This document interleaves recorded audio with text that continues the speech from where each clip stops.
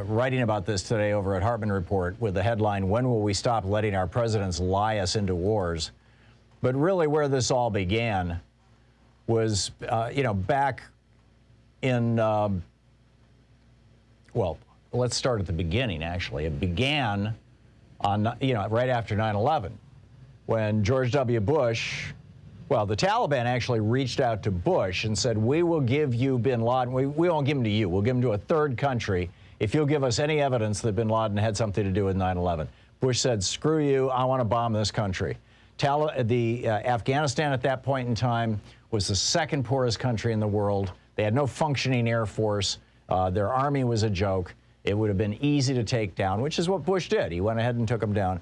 He was in big trouble at that point in time. He was viewed as an illegitimate president. His father's guy on the Supreme Court, Clarence Thomas, had been the deciding vote to make him president in the 2000 election. This was just what he needed. But and for Dick Cheney, I mean, Halliburton had acquired Dresser Industries. It was on the verge of bankruptcy. Dick Cheney then became vice president, and I think therefore, and said, hey, let's invade Afghanistan and let's give some fat contracts to Halliburton. In fact, they were among the first to get these huge no bid, no ceiling contracts. So let's not forget, another president lying us into a war. Polk did this with the Spanish-American War, or the Mexican-American War, rather, saying that the United States had been invaded by Mexico. Even Abraham Lincoln called him out on that one. McKinley did this in 1898 with the Spanish-American War, saying that the Spanish had blown up the USS Maine in Havana Harbor when actually the boat just caught on fire. Lyndon Johnson did this with Vietnam. Robert McCormick, his defense secretary, came out and knowingly lied about the attack in the Gulf of Tonkin. LBJ apparently for the first couple of days didn't realize it was a lie, but once he figured it out, he went along with it and lied us into the Vietnam War. We have to stop our presidents from lying us into wars. It's just got to be like the new rule in America. So number one. Number two, then in 2019, Donald Trump is looking at, re-election, just like George W. Bush was in 2001. Going to war was part of the George W. Bush's strategy to get himself, to become a two-term president, to get himself reelected. He was right up front about it. He told Mickey Herskowitz, his biographer, about this.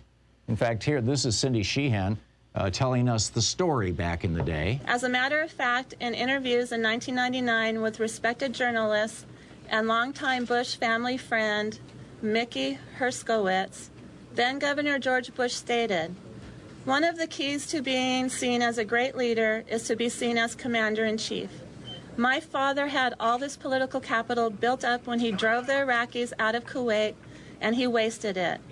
If I have a chance to invade, if I had that much capital, I'm not going to waste it. I'm going to get everything passed that I want to get passed, and I'm going to have a successful presidency," end quote. So you've got, the 9/11 pilots and the people who hijacked the planes were not in Afghanistan, to the best of my knowledge. Now, correct me if I'm wrong on this. I believe that all or most of them were not, quote, trained in Afghanistan. That was more for the low-level grunts. Bin Laden was running his little school there. Bin Laden was not in Afghanistan. He was in Pakistan getting dialysis on 9/11. The planning for 9/11, which was done by Mohammed Atta, remember we arrested him? We convicted him of this. He was the mastermind of 9/11. That planning was done in Germany and in Venice, Florida. And when the program went down, Atta was in Pakistan coordinating it. So what does Afghanistan have to do with this? Well, that's where bin Laden was, that was where his base was.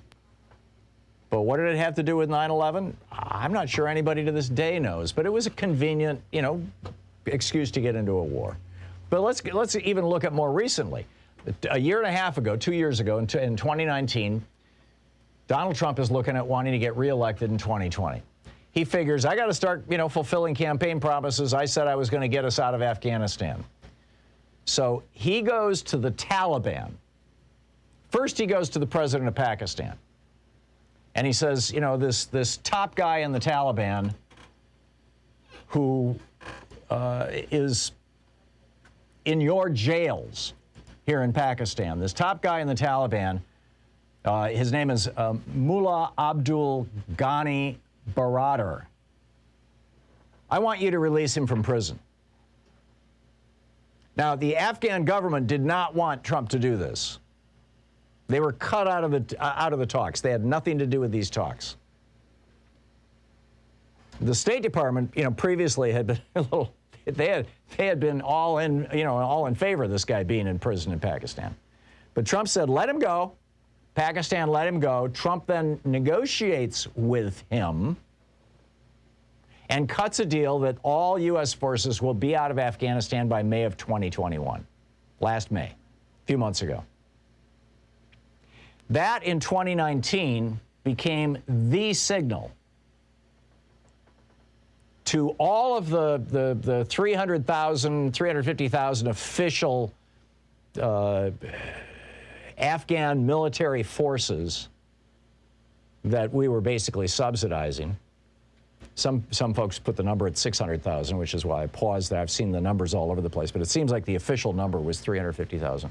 That basically was the cue to them that when the Taliban shows up, lay down your guns and switch sides, because America no longer has your back. Here's Donald Trump bragging about this at one of his rallies just a few months ago. I started the process. All the troops are coming back home. They couldn't stop them. We need to restart that, Sean? Okay. Oops, hang on just a second. There we go. I started the process. All the troops are coming back home. They couldn't stop the process. 21 years is enough, don't we think? 21 years. They couldn't stop the process. They being wanted to, Biden. but it was very tough to stop the process when other things are at. Yeah, thank you. Thank you. It's a shame. 21 years by a government that wouldn't last. The only way they last is if we're there. What are we going to say? We'll stay for another 21 years, then we'll stay for another 50. The whole thing is ridiculous. So we're bringing our troops back home. Well, there you go. So Trump cuts this deal with this mullah who yesterday declared himself president of Afghanistan after Trump let him out of prison in Pakistan. And the deal was, he cut the entire Afghan government out of this deal. And so today you've got the foreign minister of the United Kingdom coming right out and saying it. This is, the defense minister, Ben Wallace. He said the die was cast when the deal was done by Donald Trump, if you want my observation. But again, I have to say, the fact that the Biden administration did not get our people out sooner, and I realize it was all tied up in the, hysteria, Republican hysteria about you're going to bring how many people from Afghanistan to America? Wait a minute, those people are Muslims. They might be terrorists. They got brown skin. You can't have, I get it. But still, this, and there are folks who are arguing that whole argument, put Biden in a box, and I'll give you that. But I suspect heads are going to roll at the State Department over this, and maybe the DOD. They should have seen this coming. This should not have been a surprise. And we have got to stop having presidents lie us into wars. It just has to stop. We've had two of them in my lifetime, Vietnam and Afghanistan and Iraq. Well, three, and Iraq. We were lied into Iraq too.